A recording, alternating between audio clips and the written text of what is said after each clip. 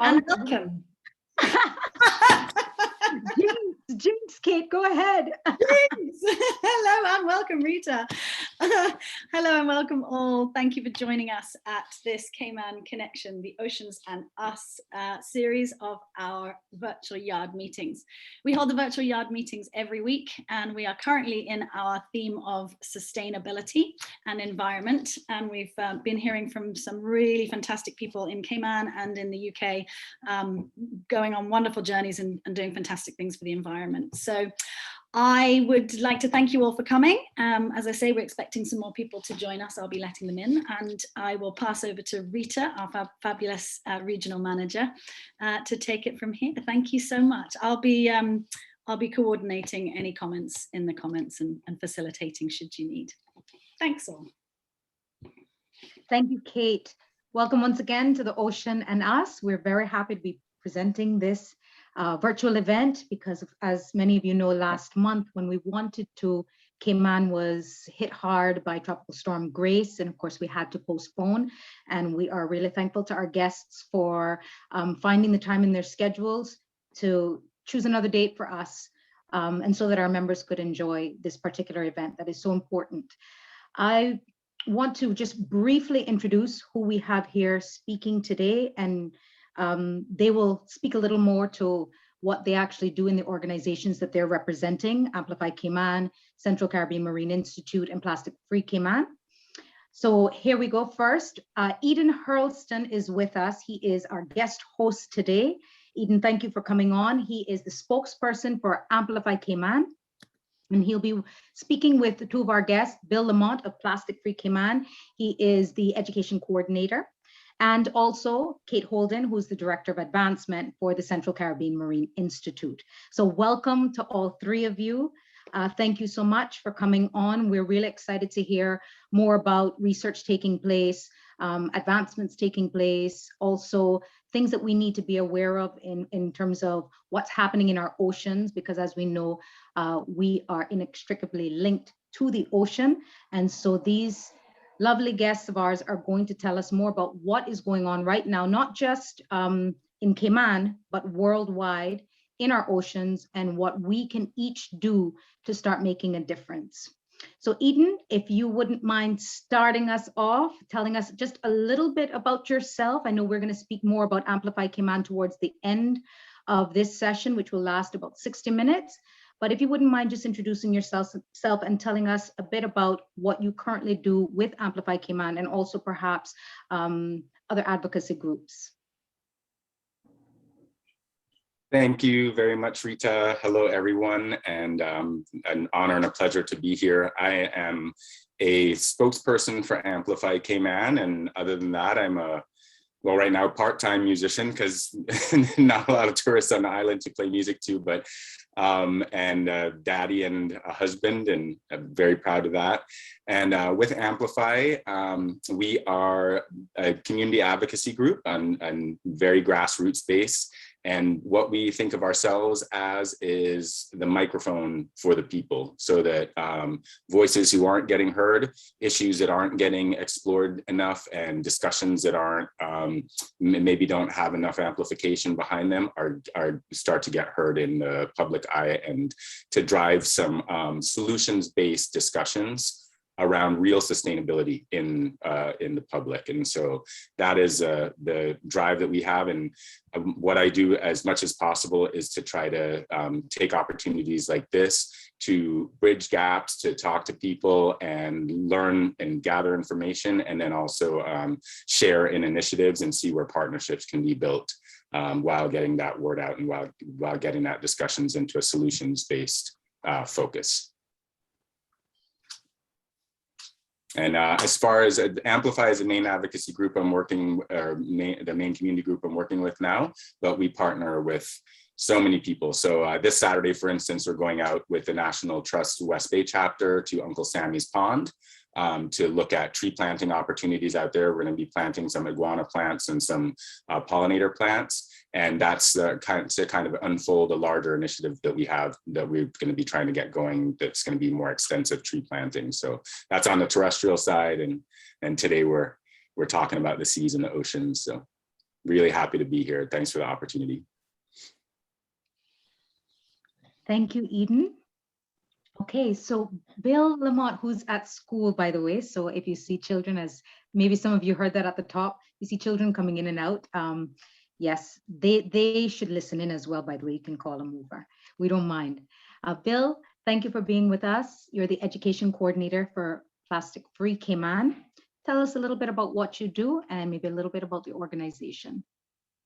Yeah, no problem. First of all, it's so good to see so many friendly faces. Emily, great to see you. Eden, haven't seen you in a while, bud. Kathy, always a pleasure. Kate, amazing. Glenda, I see that you're here too. So cool, great community. Glad this is being recorded too, so we could use it for the future, and I can show my students as well, which is exciting. Yeah, I'm just going to share my screen really quick just to show you a couple quick images, if that's okay. Yeah, I think, here we go. Sorry about that. Okay, so Plastic Free Cayman, you've heard of it, I'm sure. We've been working our tail off to try to shift the waste management scheme here in Cayman. It started 4 years ago, and we've been working tirelessly to kind of remove marine debris from our beaches, but it's more than that, actually. It's about education and raising awareness on all different parts of our community, and many of you have actually been a part of our movement. So we're so grateful for that. We have a very small team, actually. So Claire is the founder and the leader. She could not be here today. She's a PE teacher, or both teachers, or both educators. And she could not be here. She sends her love and support, obviously, for this type of conversation. I'm an education coordinator, so I try to link with all the different schools and to empower youth voice. So Eden talks about amplification, and it's so, so important. And I'm all about getting students out there and involved. We have a whole group of cleanup coordinators that span from businesses to gyms to schools. We have a great team, but we're a pretty small team. And I'm just curious if everyone could just type in a word or two to describe what they think about when they think of plastic pollution, if you don't mind, just for a second. Pop it in there, no problem, if you have a chance to. Yeah. So basically, for the last 4 years, we've been working to raise awareness about the problem, because anybody who's been to a beach here in Cayman or anywhere in the world can see it wasn't like when we were younger, where the beaches were filled with sea life. Now we have tons of marine debris, mostly plastic, washing on our shores. And it's basically creating small microhabitats for organisms and then getting into our food sources. So most of us now have microplastics in our endocrine system, in our bloodstream. It's pretty crazy. Some of the things I see, plastic pollution is so yucky, unnecessary. Why? Unnecessary, sad and scary. It's an opportunity, and multi-use. So of course there's pros and cons to plastic. Our lives don't exist without it. We can look around the room that you're in right now and see, like even my earphones here, plastic. But it's important for us to think more sustainably moving forward and understand that this stuff is going to be with us for a long time. As our own dump grows, thinking about more sustainable measures to tackle waste management here is huge.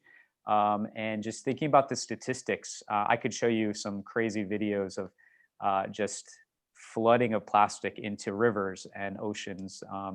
We know it's a problem. It's not the only problem, but it's linked to so many others. And so I'm just here to help raise awareness and get people to open their eyes. So that's in a nutshell. Great to be here. Thank you so much, Bill. Thank you. We're looking forward to speaking more about that, and also about the new waste management system that is coming online, I think, very soon. So, Director of Advancement, Kate Holden, would you tell us a little bit about your role at the CCMI, please? Hi, am I off mute? Have I managed it? Yeah. Yeah. Chat along and everyone's like, can't hear. Okay, my role. So, well, my role is quite interesting in that I'm not really a scientist. In fact, I look at advancing the entire organization, but I'm going to talk a little bit about what we do because it's much more interesting in what I do. We have an interesting combination that is quite unique, and I think a lot of people don't really realize this about CCMI, because we do research, conservation, and education. A lot of big research organizations tend to do primarily research. And then you have conservation, you know, there's a lot of great conservation work. And yes, they do partner with lots of other scientists, but it's very rare that they do the science themselves. And then again, the education is usually done through collaborations and partnerships, and it's rarely done, certainly by a Marine Institute. Yes, it is done definitely by universities, but for us to have the facility that we have in Little Cayman is really very, very unique. There aren't many places in the world like it. And the most important thing is there are very few places in the world like Little Cayman. Everybody that's been there knows why. But for us, what's amazing about it is the reef system is healthy. It has degraded since we've been studying it, which is over 20 years. But in comparison to the rest of the region, Little Cayman, because of the lack of human impact, because there's so few people that live there, it means that actually the reef is on a positive trajectory. So it is rebounding, it is healthy. And there are very, very few places in the world that are showing that kind of resilience. For us and for our science team, what that means is that we can identify how corals can respond to bigger climate impact because there's limited local stresses. It's really, really important. There are so many, particularly with marine, which is mega complicated because there's so many different factors that impact how reefs can respond. To be able to look at a site and say, we think that it is mainly heat or mainly light or mainly that there was this catastrophic storm that has done these things, because we know that there is limited development, there is limited pollution, and so locally it is very well maintained.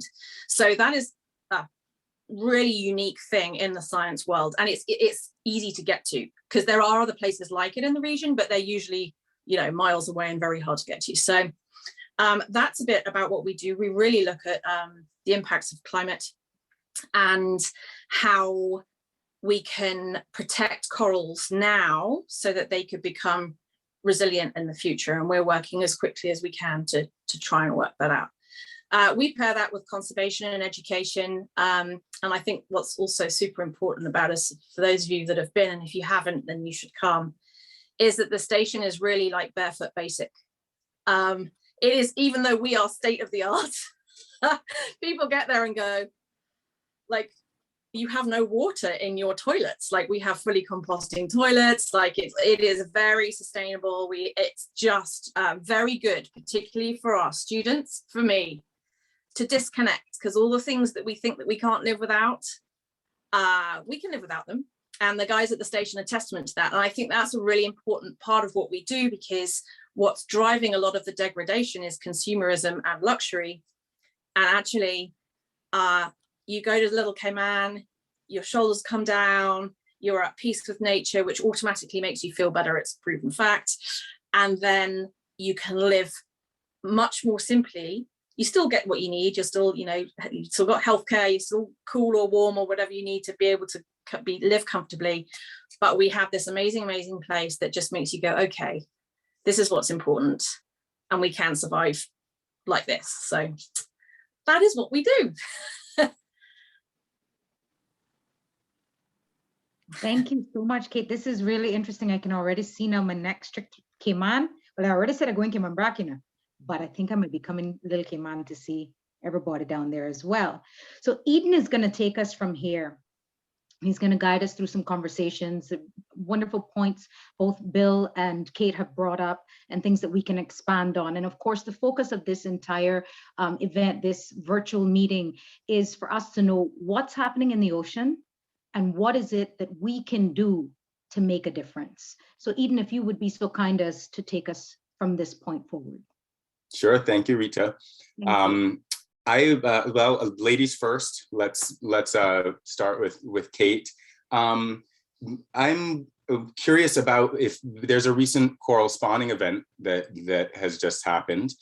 Did you notice any differences between, say, last year's coral spawning and this current coral spawning, or did any significant observations come from that are telling you things about the health of the reef, or one way or the other?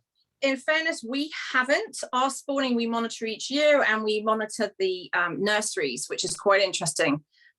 So just this is a slight aside, but it's important. So the coral restoration work that happens, which can be sometimes quite hit and miss. It's just like when you take a tomato plant from a greenhouse and you pop it outside and something eats it. It's the same principles.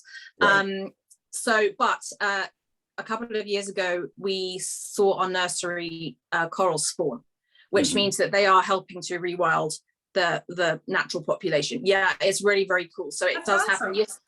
Yeah, it's happening more around the world now, and they've seen it happen in laboratories, but to see it happening in the wild is really incredible, because it just also for our corals, it's great for any corals. So for any of the restoration nursery work that's happening around Grand Cayman as well is like awesome.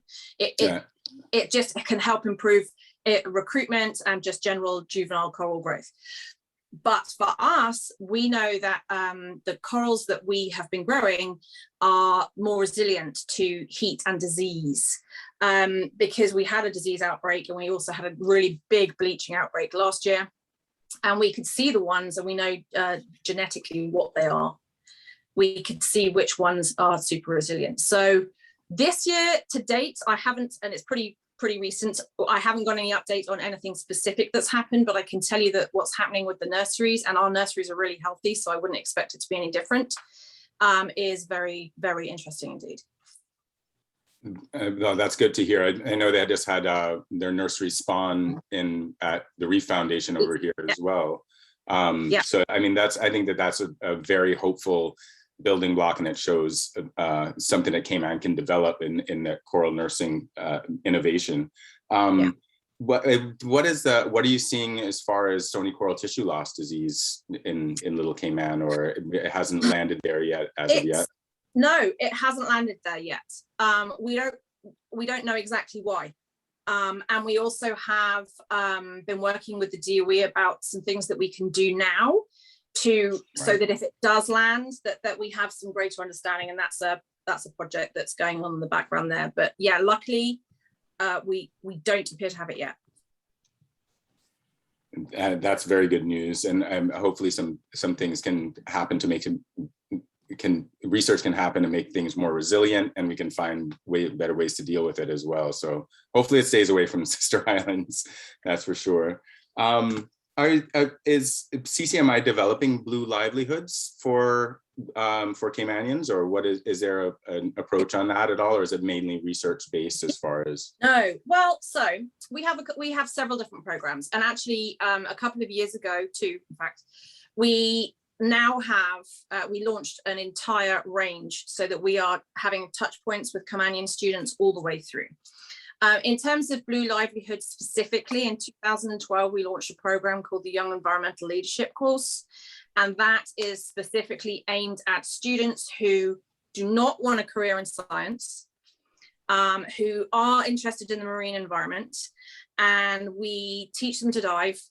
And then we bring them over to the station and basically introduce them to conservation, marine environment, and we grow contacts for them that are sustainable base. So for example, we've had, we'll get talks from the DOE, we'll get talks from like a whole range of stakeholders.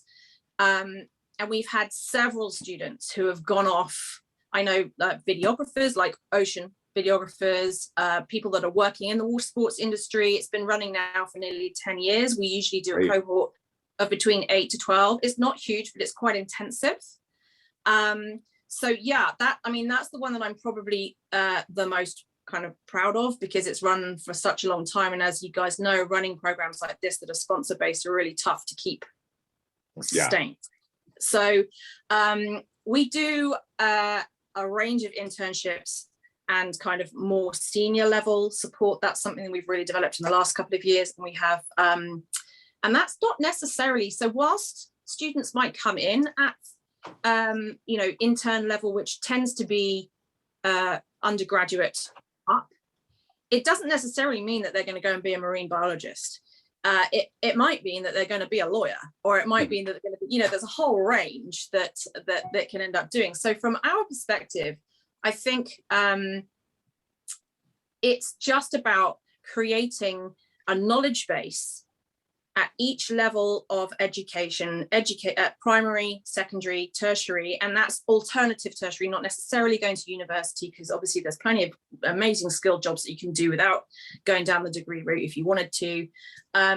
Just saying, okay, to develop anything with your main asset being the ocean, the blue economy, you have to have a certain approach to make this sustainable. Right. And particularly for a small island, it is the main asset. So hands down. So, it's just trying to instill or create the platform that they can then go on and hopefully make sensible decisions as business people later in life. Good, that can have far-reaching effects for sure. We have a question here. Give us the lowdown on why are reefs important to us and why should we care about their health? Do you know what? I'm in the UK at the moment. I know quite a few people are in Cayman, and I think it's really easy when you step off away to think, well, they don't matter to me. 25% of all marine life depends on the ocean. And that doesn't include the ones that like nursery within reef, 25% come from the reefs in the ocean. And that doesn't include the ones that, migrate or are pelagic. They all begin their life and rely on the reef at some point. So the reality is that it's much, much higher. So it is important. The reefs are important for our entire existence and planetary health, because the ocean is such a huge contributor. That gets a bit mind-blowing. So if we just talk about some of the individual things or more relevant things. So obviously a food source, it's a huge food source for a majority of the world, and particularly the undeveloped world. The ocean it's linked, it's connected, there's one. So if you overfish or you trawl in certain areas, it has a huge impact. We just decide to eat that tuna that maybe we shouldn't. It has a huge impact further along the line. Also for small islands like the Cayman Islands, they are huge practical barrier. They are the bedrock, the barrier reef. It's not that name by accident. So that with the increased storms, it's the first line of protection, actually. Then you have your mangroves, and then you have, sensible building and development behind that. I mean, that really is the last, yeah. So the reef structure is just so incredibly important, but reefs are being degraded. So primarily by ocean acidification is the main issue. So it's weakening carbon structures. So if you partner that with intense storms, that's a big problem with increased storm damage that with more extreme weather that we are seeing because of climate change. It's a very real threat to everybody, but particularly to islands that are reliant upon them. Yeah, and once you add sedimentation that might be coming from things that are going on terrestrially as well, then it's definitely and runoff and everything like that. It's what can the average person do in their snorkeling and their boating and to be more reef conscious and help reef health happen beyond just awareness? But what are some things that we can actually do in our day-to-day practice? So I think what's really interesting is climate change in particular. A lot of people disconnect with as soon as you say the word climate change, because it feels like a massive problem that I can't cope with. The biggest solution to ocean climate change is to impact non-climate stresses.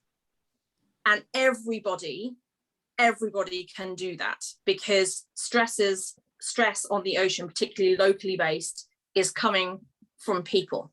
So every decision that we make can impact the ocean positively. Absolutely, pretty much every decision. Now, we're not asked, I wouldn't ask everybody to change their life wholeheartedly, but plastic is an absolute easy solution, but it's not going to go away until habits change. Use less energy, Think about what you're pouring down the drains to something, particularly for Cayman, where things aren't necessarily as like I live in a place where things are extremely filtered before they get to the ocean, but in Cayman there is less of a process because it's smaller. So, you know, just absolutely everything. Think about your detergent, think about the spray that you're using in your house as a detergent. Like there are very simple steps that you can take, everybody, that don't cost a lot of money, and each one can make a huge impact. The other thing I would say really is about fish and the way that you consume, you know, line caught, locally caught, okay, yes. You know, some people would say go vegan, go vegetarian. I think that that's a big decision. And if you need protein in your life, just make super sensible decisions about the protein that you are buying. Avoid anything that comes from a trawler. You know, support local small fisheries. They know what they're doing. Local knowledge is so important. You know, you only have to go down to the dock and talk to the guys fishing there that know what they're doing. They could tell you, that's an entire PhD on its own, talking to those guys about the changes that have happened, you know, what you should do, where you should fish. You know, they line fish, it's sensible. So I think, reduce meat consumption. I mean, you know, we could keep going on, but I think the bottom line is every single decision. Be careful around the reefs. Teach your children, please don't stand on them, don't kick them. You know, just have respect around the reefs. It's just very, very straightforward husbandry. And actually, I think in general, Cayman is pretty good. You know, the mooring buoys that they use instead of just anchoring. There's lots of very progressive. DOE have done an amazing job, particularly on the MPAs. Respect the MPAs. Respect the laws that are in place to stop the no take. Like, it's so important. They're so good at it if people follow the rules. So yeah, little steps every day and we can all help. A really good points. Thank you so much. I'll add one, which is to wear reef safe sunscreen when you're in the water. Very good point. Yes.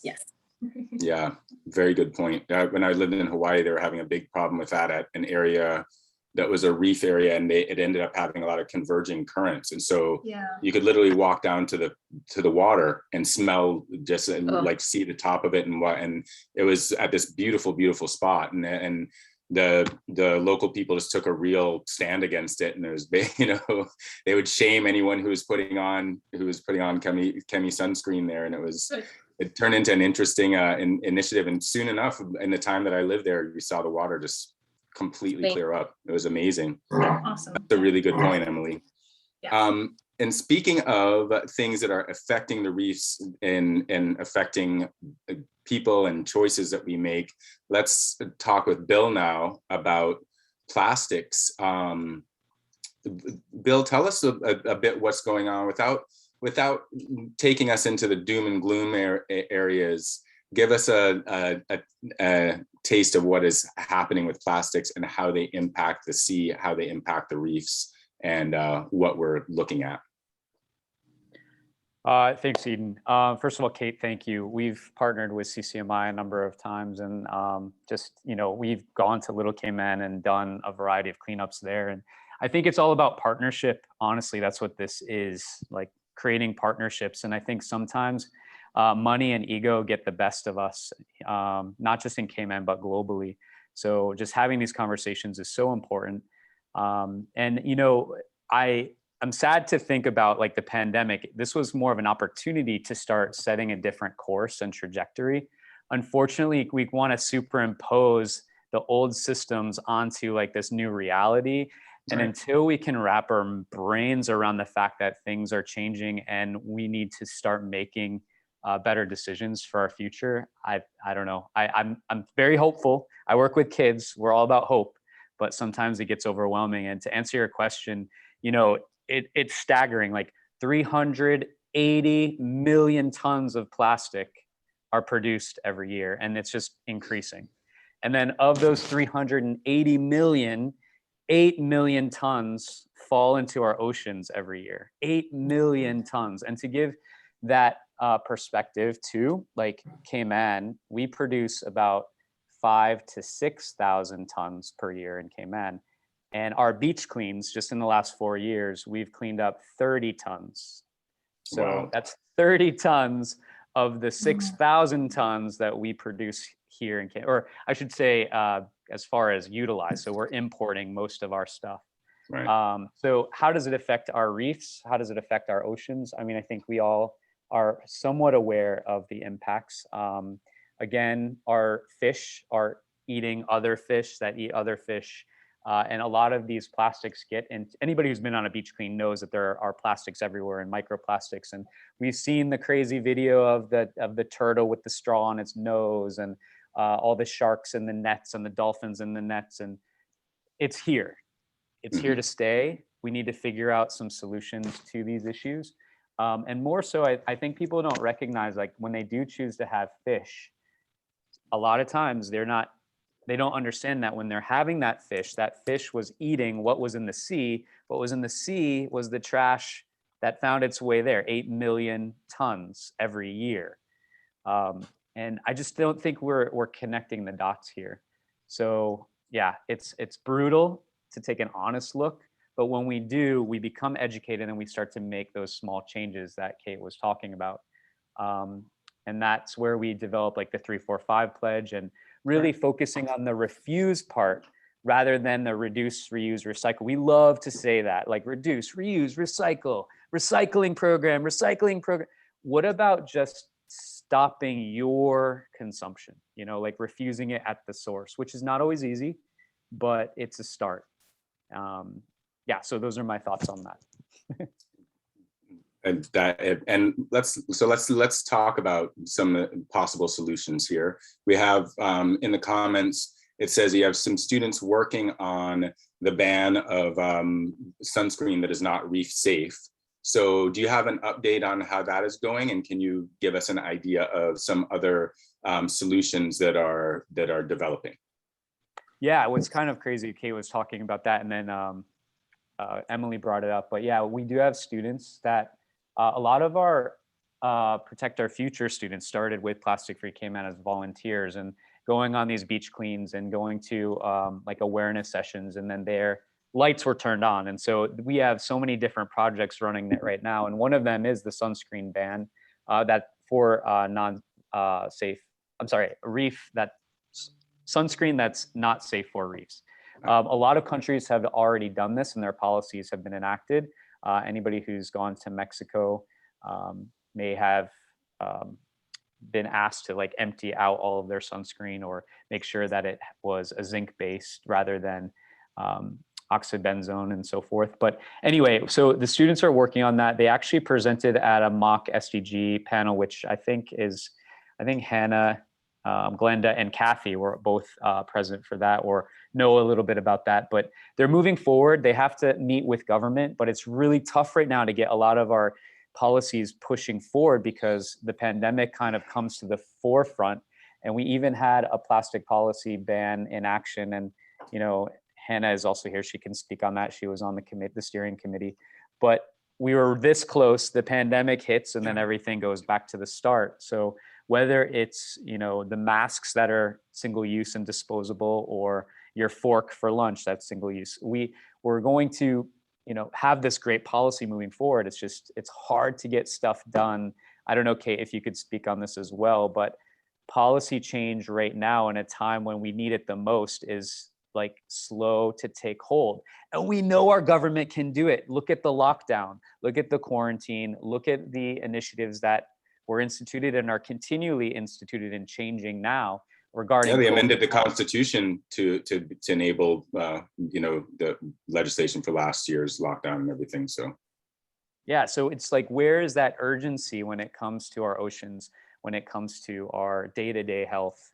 When, you know, like obviously plastics, one piece of a huge puzzle, but we can do it. We have the means, we have policy written. How do we get it passed? Since we're waiting on that, it comes down to like individual choice.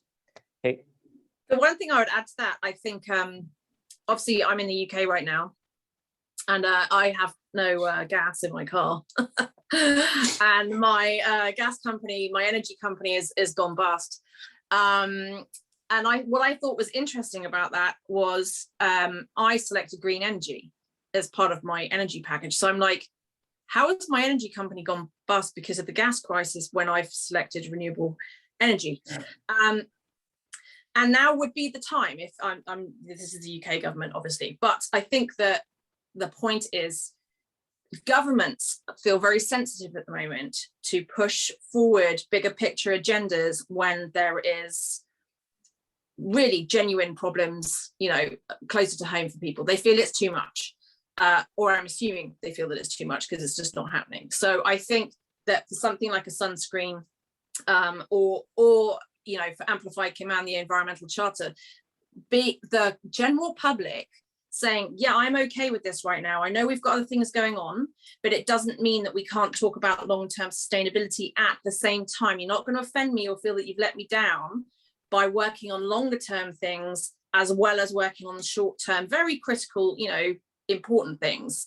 And I think that that would be, for me, and this is highly personal, I'd also feel that maybe there is a future beyond the current crisis of staff if actually we were talking about long term, not just focusing on what's happening right now and it changing it just being a bit of a mess. Right, that's the focus on climate action and being proactive about these things, because it really seems like if we can unite in responding to a pandemic, which we're having a difficult enough time doing, it's a practice run, so to speak, for how we deal with all the even greater challenges of this time we're in, which climate change is the issue that encompasses all other issues, you know. And so what are we looking at as far as Cayman's what Cayman is doing? I don't know if Hannah wants to chime in as far as the single-use plastics ban, or if Bill, if you want to take that up. But in steps like that and initiatives like that, is that staying on the table? Is that staying on the radar of government? And are they prepared to have talks about legislation behind that? Or is everything stalled?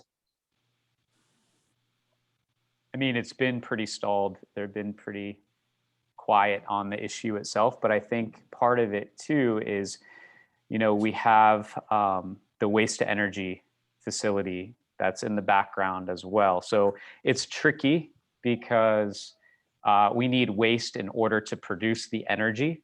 Right. So it's a complicated thing.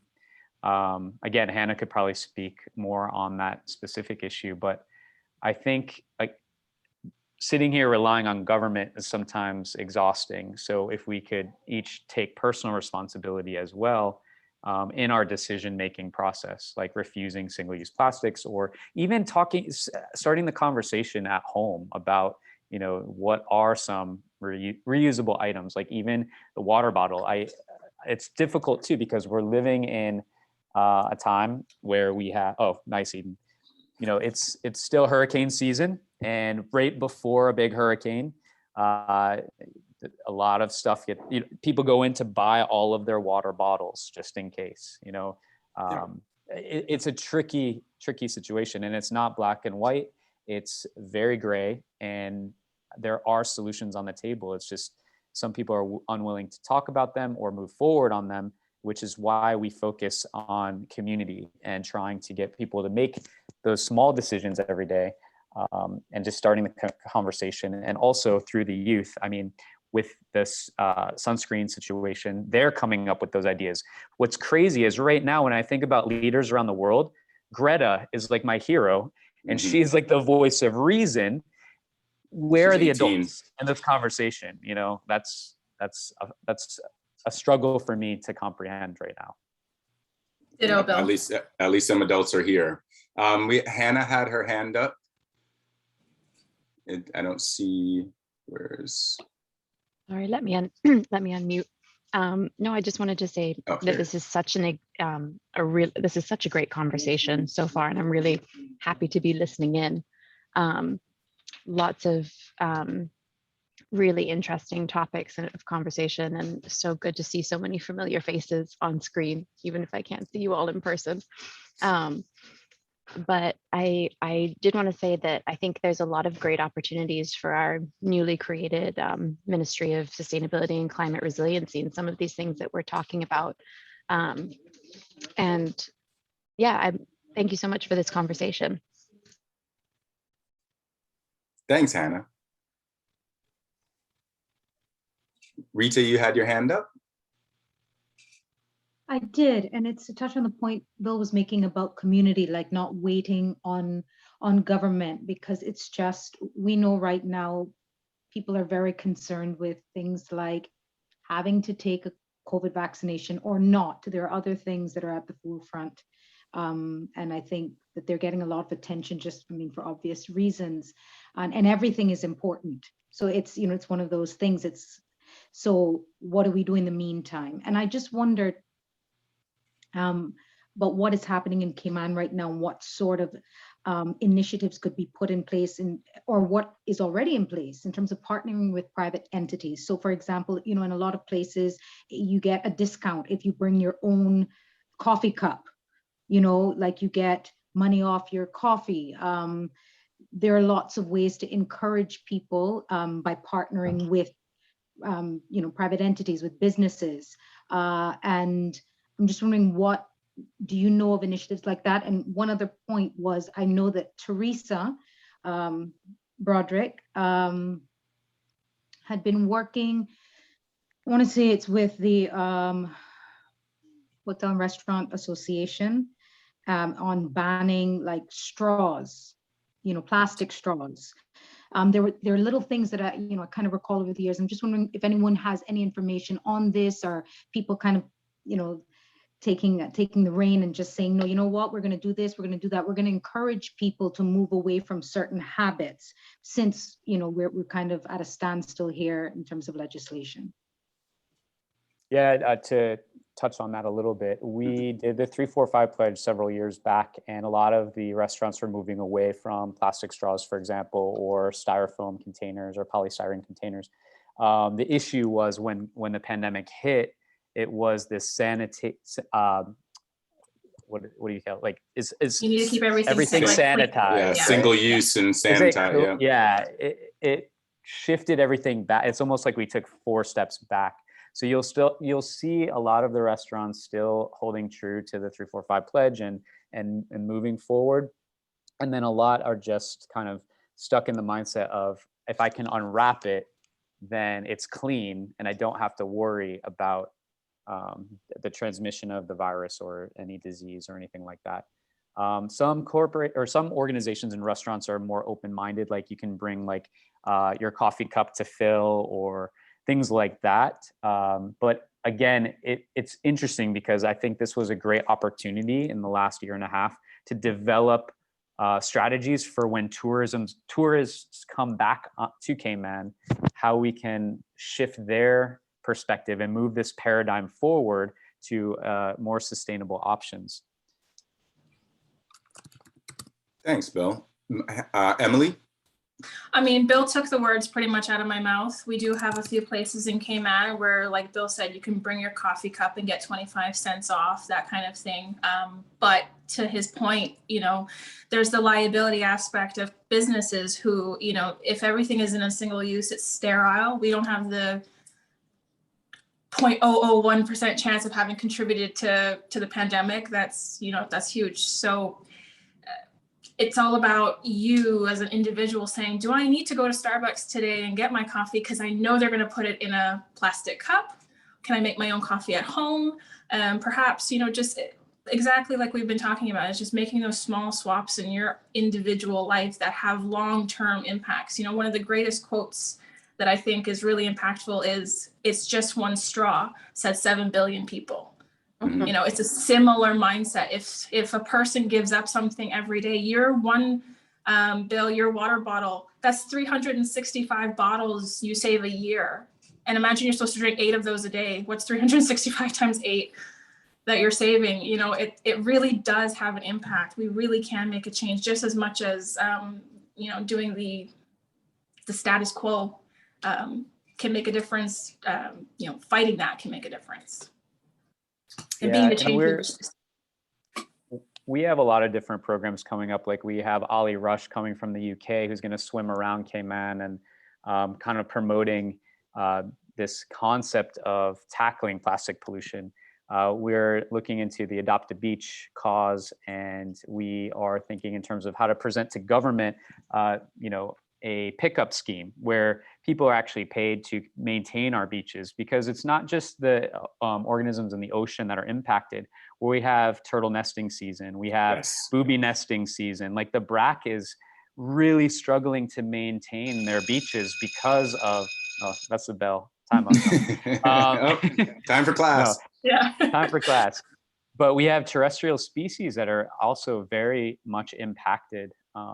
There was this article that just came out yesterday about a number of species that have gone extinct in the last year alone in the United States. And wow. It's just, I don't want to see that happen anymore. But anyway, as far as solutions-oriented thinking, I think creating multiple partnerships where I can help reinforce what Kate's doing and she could help reinforce what we're doing, and just making these bridges so we could provide a united front to government and to businesses on their approach for funding some of these projects, and also encouraging their employees to take the 345 pledge, or to educate their children on what it means to be safe in the water around reefs and appreciate reefs. Very, very, very good point. I took the Plastic Free Pledge a while ago, and very happily have noticed, we've done a good job of decreasing our plastic use significantly, knowing that only 9% of it gets even close to the recycling facility, internationally speaking. It made me think of sequestering it actually out of the biosphere. And so now it's like I collect all the soft plastic, stuff it down into a Tucker tote, and I just put it aside, hoping that one day there'll be 3D printing technology or something that will allow me to utilize this stuff. Speaking about I'm gonna come to you in 1 minute, Kate. What's happening of how we change our private lives, and then having top-down leadership regarding cutting down plastics. It's interesting because I went into a restaurant. We were at a restaurant the other day, and they had straws that were made out of avocado pits. Right, you can literally chuck this thing on the ground and it's just gonna compost away. But it wasn't a paper straw where you can't suck through it and everything like that. And I was like, oh, this is wonderful. It was a truly compostable item. Whereas yesterday I was in the CPA to voice an objection against a development that's happening, and they're drinking out of styrofoam cups in a government facility. You know what I mean? And so I think that there needs to be a call for let's see some unity around this from the top down, as well as people's personal lives. Because we have a comment in here about measuring carbon footprint. And I recently saw a mini documentary where they said that if you did the best you could in your entire 70 years of being alive in reducing your carbon footprint, it would equal reducing the carbon of 1 second of industrialized carbon emissions. Wow. So what one person can do compared to the systemic in commercial scale, industrial scale change that we need to see happen, we need top-down united leadership on this. And so it really is about systemic change as far as I see, not in just plastics, in ocean health, in terrestrial health, and we quickly see that it all becomes one issue. Cutting down the mangroves affects the reefs. It means that the lands flood more. It means that people's lives get affected and their houses get ruined. And so one issue quickly becomes every issue. So we have to address things in a unified way. Kate? Yes. Sorry, that's thrown me slightly because I was sorry, enjoying it so much. No, it's true. I think I think my original point, Bill, yes, there needs to be more collaboration. One of the things I would say about Cayman, from my experience, is that if you get the right private businesses on board with you, very rapidly change happens. Right. And I think that was one of the best things about Cayman is the community is close. It is very interlinked with the business community. And if you really want things to change, then it will change. And I think that that is refreshing, because that is not the situation in the UK, like, or the US. Okay, so Cayman has the power to take control. I think the other thing that is really important and might seem a little airy-fairy in comparison to Eden's very poignant point, people have to connect with nature. What's the one thing everybody can do? The one thing everyone can do is go outside, have a swim, enjoy the natural environment, because the biggest like focus or motivator for pro-environmental behavior is your connection to nature. And the problem is that the guys in the, the big guys that are making, there's probably about 10 that run the world, that are, I'm talking about the private businesses that are making the decisions, the Monsantos of this world, the Coca-Colas of this world. Those guys probably aren't maybe well as connected. And some of those business guys are not as connected to their environment as we can be. So that is something that everybody could do. Take your kids out, take your family out, like just be in nature. Cayman has one of the most amazing waters I have ever been in my entire life. It is just stunning, even with the degradation, even with climate change. That is something that everyone can do, feel positive about. It can drive change. It stops the feeling that you can get. Like, that is something everybody can do, in my opinion. Bill, you have your hand up, and then we're going to take it into pledges from there, so we can sign on to take a look at some of these solutions. Yeah, Kate, I couldn't agree more. The other organization I work really close with is Alex Panton Foundation for Mental Health, and the fact that environmental has the word mental in it, I think we forget. Without that connection, I think it spirals us into not the healthiest of places. So I truly believe connection is important to the natural world. And I think that's huge. And then the second thing is I'm still surprised that leadership in Cayman, they could be using the Sustainable Development Goals more thoroughly in their planning, execution, and delivery of their policies.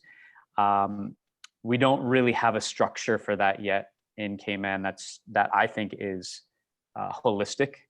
And I feel like that could be the way forward on most of these issues, because they are interlinked and they are also specific. So it would be great to see leadership from NGOs, from business sector, from government, from schools, to kind of use that as a lens and focus. I think that could get us on the same page. Fantastic. Thanks, Bill. We are, I think, is everyone okay to go 10 minutes over? Yep. Okay, why don't we, Kate, why don't you tell us about the Stand Up for Coral Reefs, the pledge that is going on for World Ocean Day 2021? Yes, so we had a very simple pledge. It's not rocket science, and it is simply I pledge to protect coral reefs and the global ocean for future generations. And I think, actually, Bill and I touched on this really briefly earlier. The decisions that we have now are going to be on the shoulders of our youth for generations to come. And it's a really big responsibility. And it's something that small steps and being aware of our responsibility to the ocean, or even just being connected with it and then making sensible decisions on the back of it, is absolutely huge. And if we could all make a concerted effort to do that, then change would very rapidly happen. And Bill, tell us about the Plastic Free, the 345 pledge.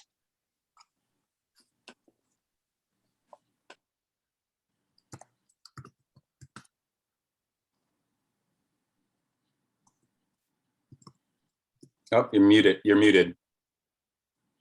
Oh, sorry about that. 345 pledge. I had a student back. Okay, 345 pledge actually was developed by a student initially. It was their main idea of coming off of Ocean Heroes boot camp from the States. So Steph McDermott proposed it to us, and we kind of instituted it, and it's been quite successful to a point. But basically, it's try to get rid of 3 things immediately, 4 things within 6 months, and 5 things a year from now. And there's a variety of things that you can do. And the pledge can target an individual. It could be for businesses, it could be for schools, it can be for sports clubs, and for the workplace. What we're trying to do next is develop it for on-site construction areas, because we're noticing that a lot of the local litter happens around construction sites. And so that's another piece of the puzzle, but it's open. I think I'll put the link here. There you go. Very good. And I really encourage folks to review these pledges and don't just sign up to it. You know, take a look at it. If you agree to it, you can put your name to it, but really think about how it can act in your day-to-day life. Because that's where the change gets made. A real light bulb moment for me was when we first suited up our son to go snorkeling, and he was so excited. And I remembered so clearly the first time that I was going snorkeling and in Cayman, and I went and I saw a big purple sea fan, like close to the shore by Cemetery, right? And we were at Smith Cove, and he went in the water with his snorkel, and the very first thing he saw was a plastic bottle. The very first thing, when he put his mask under Cayman waters. And it was like, boom, you know what? That doesn't need to be there. I might have been a part of putting that there. So let's make this change right away. And right away, it was just, you know, you realize that very quickly, as Judy had actually posted in the comments, you can get used to living without a lot of things that you didn't think you could do without. And that is where those type of things come in. We can make a decision to support restaurants that use avocado straws and use paper cups and allow you to, you know, and initiatives like what they're doing now is a company has started, and this is where innovation gets involved. Our Minister for Innovation, Investment, Innovation, Social Development, Minister Andre Ebanks, is just put us in line for managing a seed fund that's to go toward blue-green initiatives. And so I understand that a business has started basically where they have reusable to-go containers that you can drop off at any participating restaurant, and you just basically get a new one there with your to-go food, drop it off at the next one. And this month is Restaurant Month in Cayman. So things like this could go forward, and this could actually start livelihoods, because I think that is a key part of the thing. Is this can't depend on volunteers. We actually need to bend our economic will and our endeavors as a society toward being climate positive. And so to see something like that come up where people say, okay, we're going to get restaurants signed up to have reusable to-go containers, and we're going to make it so that they can exchange them there. And then we have the choice to support those restaurants. So things like that, a database of businesses that are really taking the reins and being proactive on climate action, that are sensitive to our oceans and our marine health. Those are important things that we can make the change. Because like Kate was saying, the private sector is a huge driver of change, especially in Cayman, but around the world, really, you know, and if we can see it happen here, then that can spread. You know, they're using algae and sargassum, which we look at as this pollutant and as a problem. People are using it to make flip-flops and take EVA out of the waste stream and decrease the use of plastics, and the incredible amount of flip-flops that are found on beaches during beach cleanups and everything like that. And to think that we could make that out of something that's washing up on our shores, and we look at as this problem that's also directly related to nitrates being in the ocean and different things that we're seeing more sargassum now. Let's look at our obstacles as an opportunity for innovation and to move in new directions, you know. And so I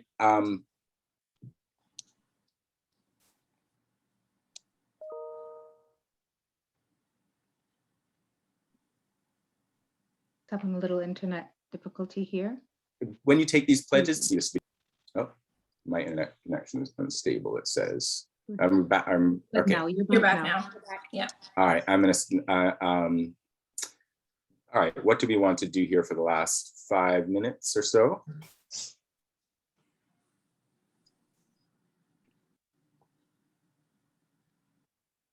Rita? We're here. Sorry, it is coming in and out. So I genuinely feel that this is a to be continued conversation, and perhaps with some government officials on the call, but certainly in the meantime, this video, which is, you'll be able to share, can go out to people who can make the difference, whether it's the big businesses or government officials or restaurants. And what I'm hearing here also is that collectively we can do more to promote those people who are making the positive changes and steps. And we can do that across social media. We can promote them because we want to see more of it. And I think, why not use everything we do have in our arsenal in order to push the message forward and to collaborate on these issues. I mean, I had a kind of this moment where I saw this image of all of the various organizations standing together in a very peaceful way and literally just pushing forward and lobbying and saying all of this works together. We're not separate entities. We might be focused in on one area, but the truth is we need to give attention to each area because each affects the other. I want to thank each of you for your time, but we also want to just remind people, as Eden was saying earlier, that the pledges are for you to review, to see if you understand and agree with them, and if not, to reach out to the respective organizations that have put them out there to try to make the changes in our own lives so that we are being good stewards and also passing this on to our children, our grandchildren, our friends and family. It's once we put some of these things in motion in our own lives, it then becomes much easier. I think it's just about getting the ball rolling individually and then working together collectively to get the message out.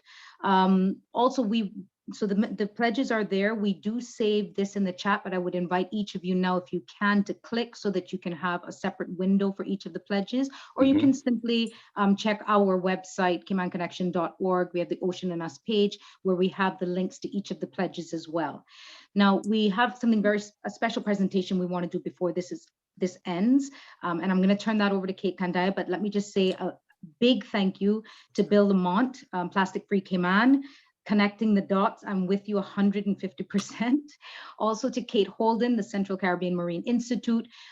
Would love to learn more about the educational program that you have so that we can spread the message for young people that we're connected with in Cayman or who are going to maybe be going home for the summer, to see if they can somehow get involved in the Little Cayman program to learn more about our precious reefs, because like Greta Thunberg, it's them that seems, the young people are really the ones that are leading the charge these days. So hats off to them, and we'd like to promote that particular initiative.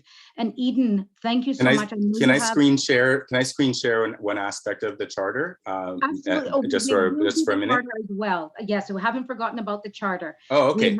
Eden is with Amplify Cayman, and he wants to share this, and we'll close out with that. But I just want to do a little something special here. We've been waiting for this particular event to do it. And so I'll turn that over to Kate now, and then we'll return for Eden just to share a bit more on Amplify Cayman's charter. Kate?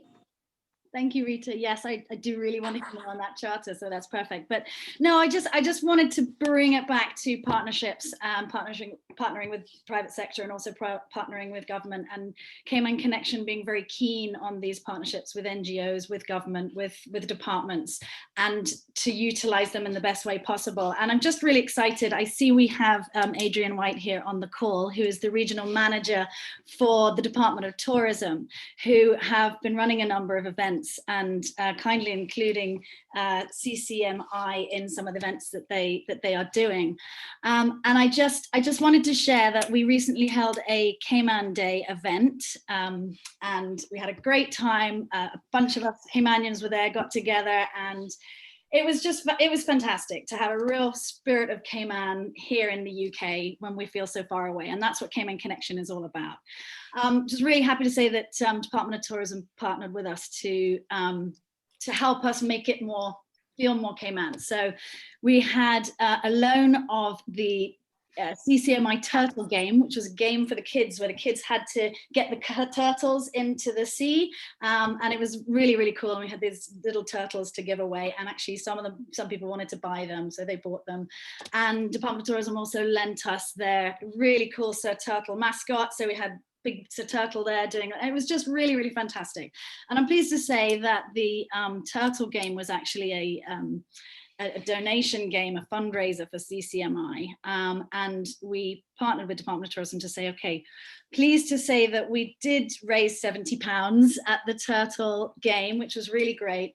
And we've decided to top that up as rental and loan of all of this fantastic equipment. So we're going to top it up to £200 and make that donation to the Reef project that is ongoing, the Healthy Reef projects with CCMI, as a thank you to Department of Tourism and as a thank you to everybody there.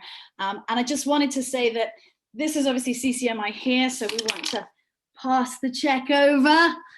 It's up there you go. We will do it digitally online. And I know that obviously we have other entities here who can use fundraising. And I just want to use this as an example of how Cayman Connection will do things like this to also raise funds. So huge thank you to the Department of Tourism.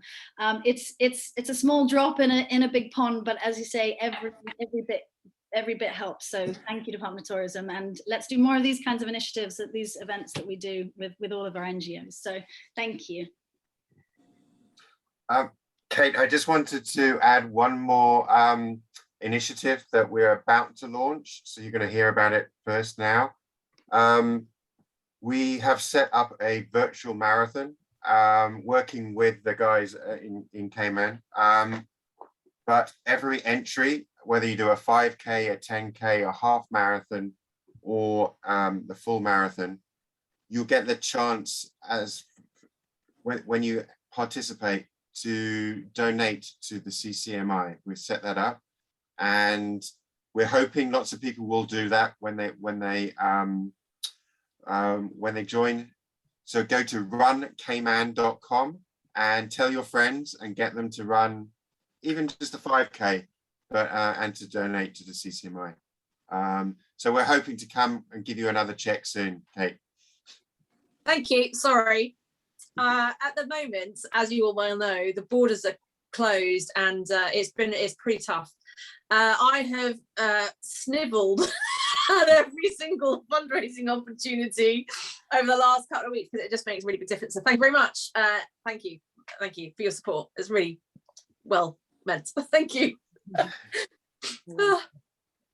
You're welcome. So yes, we know there's other organizations, so let's get together and do things like this for other organizations as well. We're very happy to. And on that, I'll pass over to you, Eden, just to say a few words about the charter and what we can do and how we can get involved in that. All right, I'm going to share the screen here. I'm really glad Emily is here. She was an integral part of this team effort that is the sustainability charter. Where am I? This is it right here. You have too many tabs, Eden.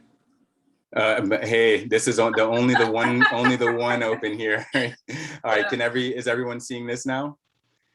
So this is the cover page of the charter here, and again, we released this on Monday, which was the 27th, the 20-year anniversary of the UK Overseas Territories Environmental Charter, signed in September 26, 2001.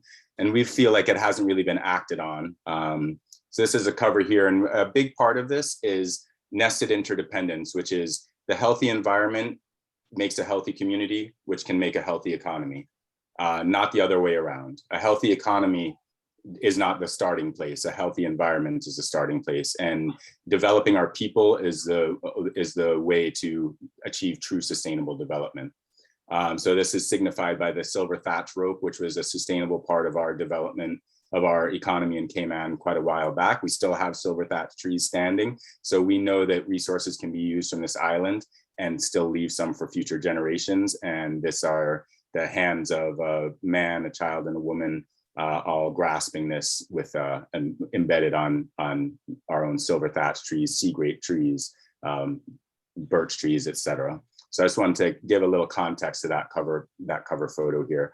And we go through different things where we're trying to offer people-driven solutions based on people-driven leadership. But what I'm going to highlight in this is a picture of Uncle Sammy's Pond, where we're going to be looking at this weekend for some future initiatives partnering with the National Trust West Bay chapter. is coming down here in regards to what Bill was saying about unifying some international standards around the UN Sustainable Development Goals, the LEAD version 4 goals, and the One Planet, bioregional One Planet living principles, which is what we are applying mainly simply because they are so simple to understand and very applicable to our day-to-day lives. It's easy for people to grasp 10 things as part of a process. And we can help relate those to these 17 larger goals that are being looked at internationally, and make sure that Cayman is staying on par, and as much of a chance as we have are being leaders in developing true sustainability in the Caribbean and in our islands.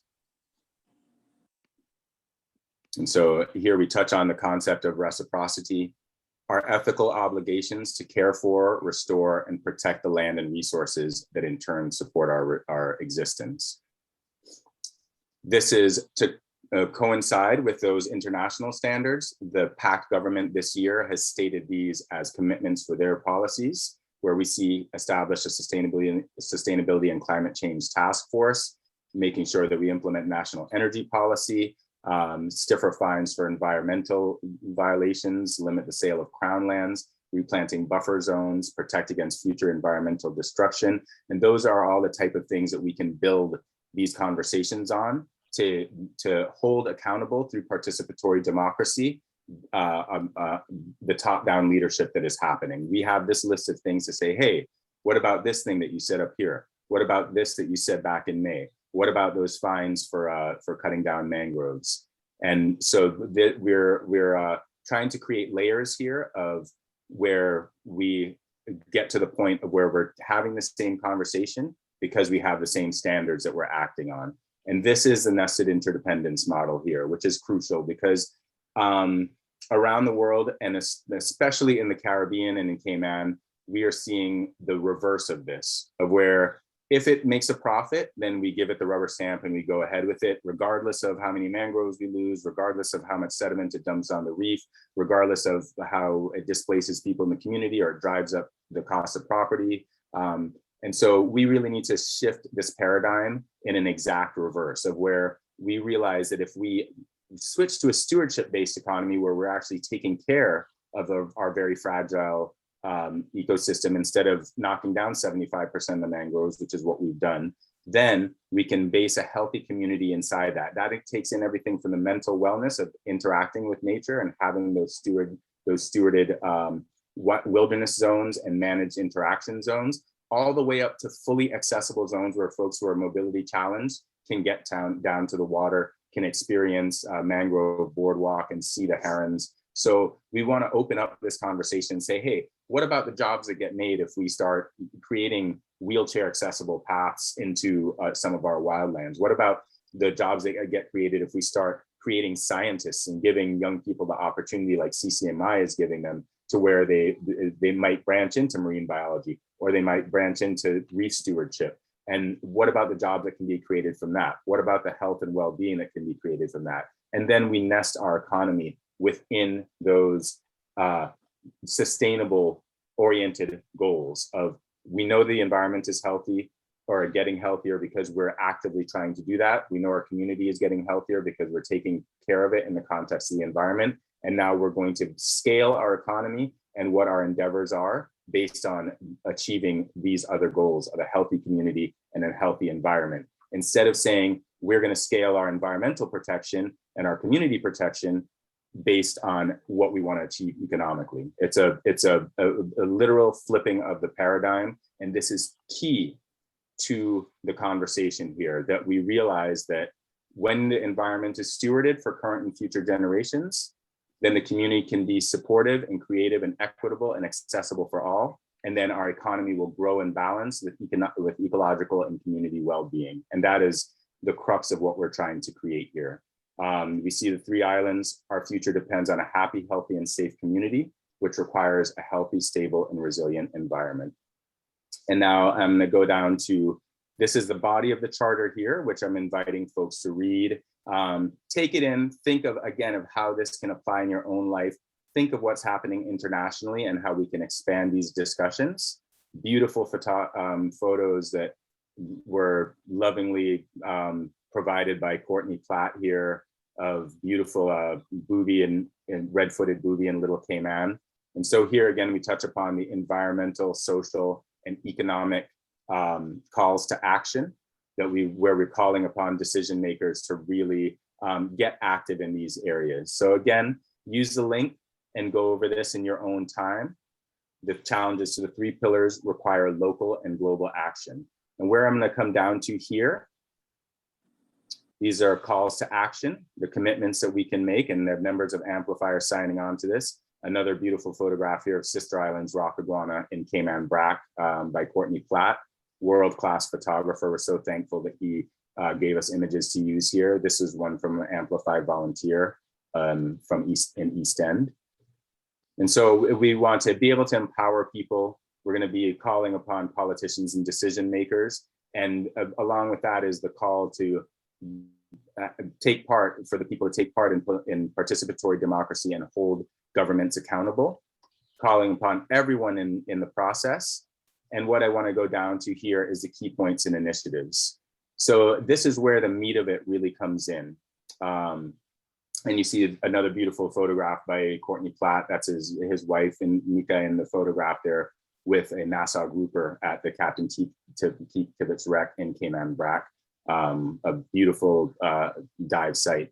So, and this is where we need to get our hands dirty, where we need to get those partnerships forged, realize that no single organization can take on everything, and yet our concerns and our objectives are ultimately interlinked. So we can't escape that. The one issue is another issue. Plastic straws is wildlife protection. It's also the innovation that can create a job for someone here. Why can't we make our own straws out of avocado pits in Cayman, right? Why can't we use coconut coir to replace some things that we're importing soil for and importing? So all of these little things are where we say, how do we take local initiatives to make global impacts and hopefully see that as a positive contagion, if you will, that goes across the Caribbean and across the world in how we're viewing sustainability.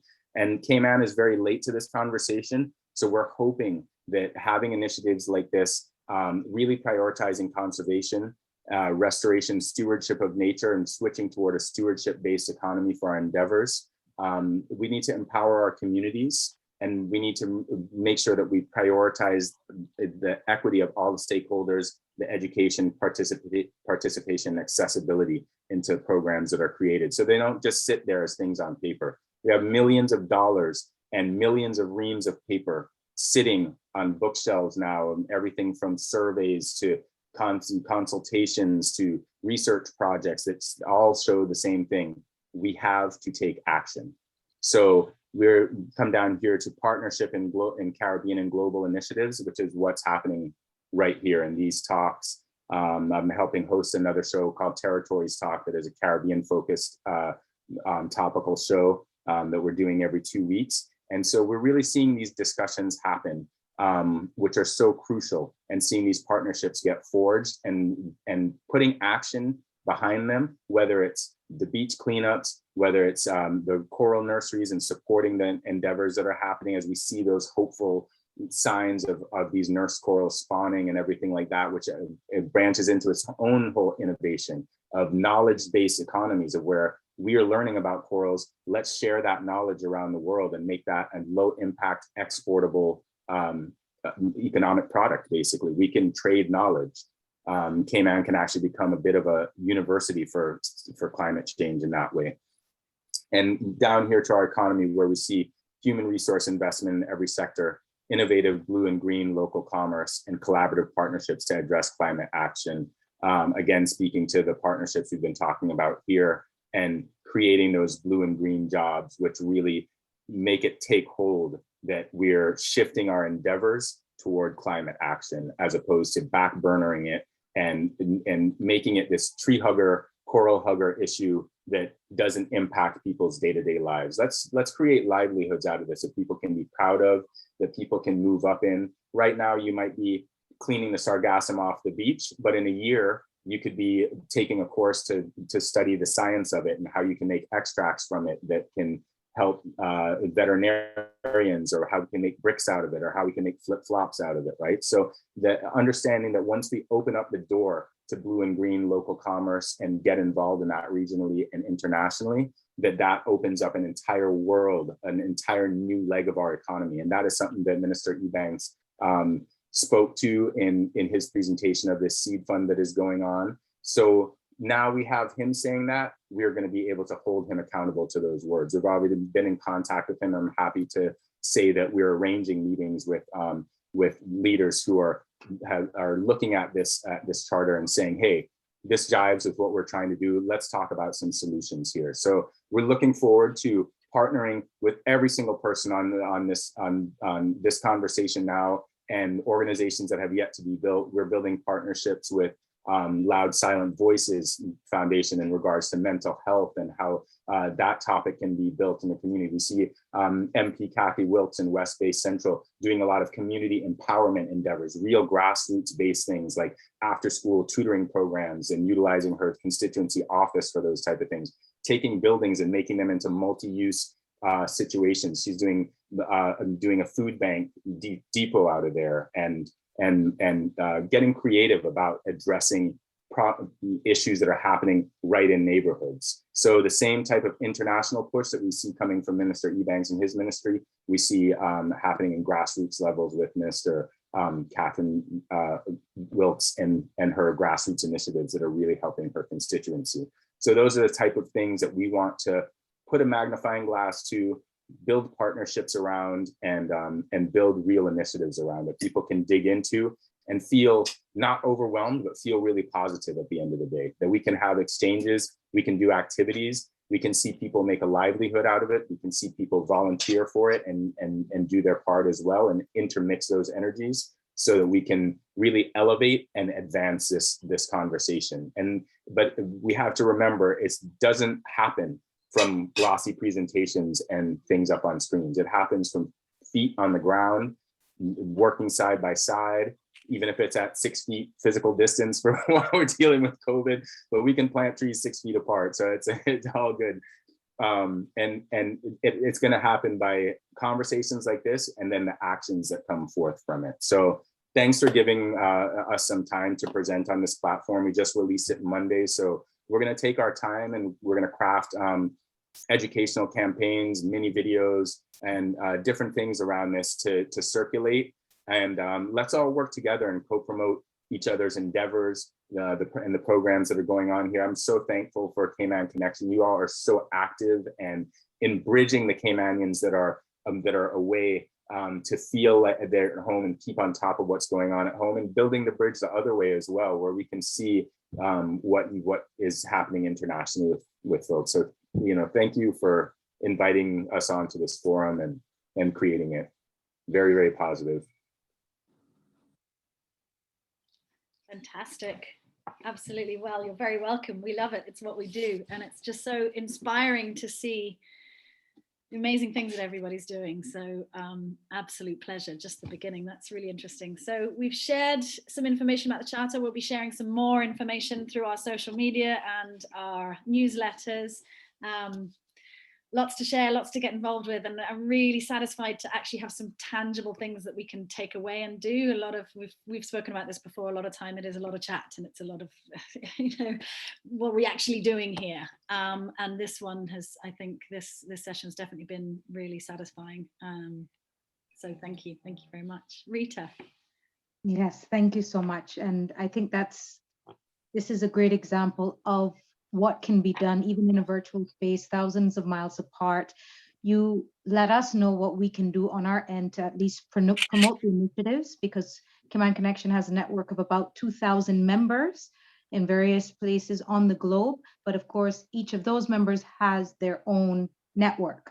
So even in just spreading the word and publicizing the work that is being done by each of your organizations. I do think the more we put it out there, the more present it is, the more people start to implement some of this in their own lives. And so we're gonna use our knowledge of psychology and marketing to actually make some shifts in people's lives. And if that's all we can do for now, just because of the distance, then that is what we will do. But I know that each and every one of us probably can contribute in other ways. I myself pledge to contribute my voice. So I am available to voice anything in this vein.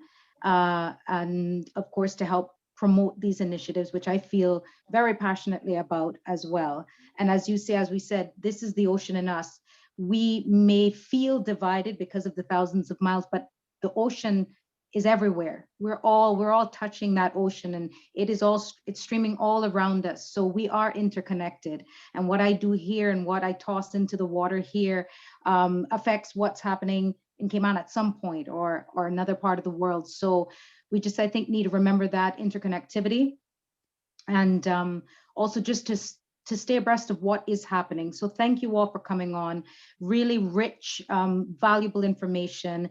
Keep us updated so that we can keep our members updated and we can spread the word. Let us know what we can each do to get involved. If you have an idea, do get in touch and let us know. We're happy to have additional talks. We're planning our calendar for 2022 as we speak. So happy to organize that, facilitate that for additional talks.